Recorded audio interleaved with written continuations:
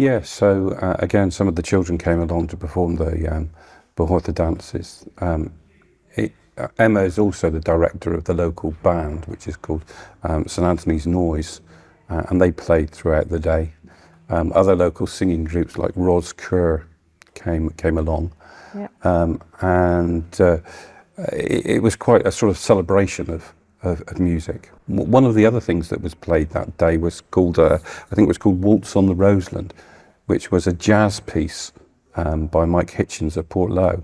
Again, another piece inspired by Roseland that we collected for that. Another aspect of that day was dance, because the project found that the way that we dance the furry dance in the Roseland is different to elsewhere in Cornwall.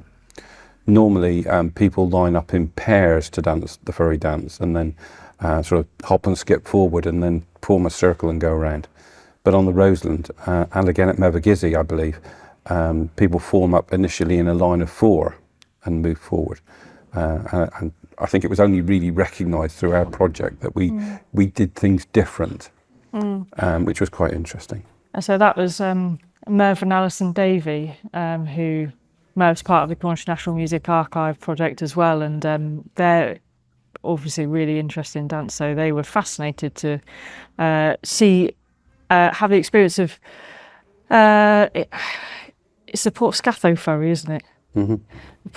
Porthscatho locals dancing the Porthscatho furry so that they could see how it was done, and then, yeah, as Nev says, so it was different to other furries in Cornwall.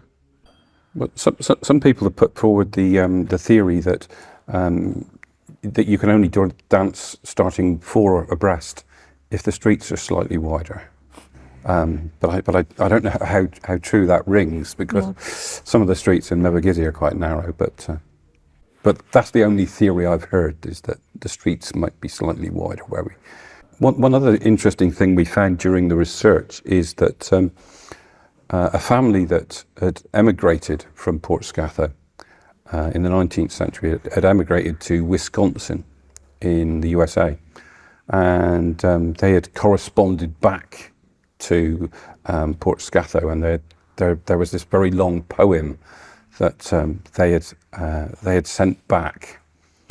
And Hilary, one of our local historians, Hilary Thompson, had put this together in a booklet. And during the course of this poem, there was a verse that they said had been sung by local boatmen in Porthscatho, and it was evident that this verse was the chorus to a shanty. And we've got a local shanty group called Dú Hagawer, and we asked them to look at that and work with it. And they then composed a new shanty with verses, and utilising that chorus, so that we now have this kind of new shanty for Porthscatho that incorporates this traditional chorus, which was rather a nice thing to do. Yeah.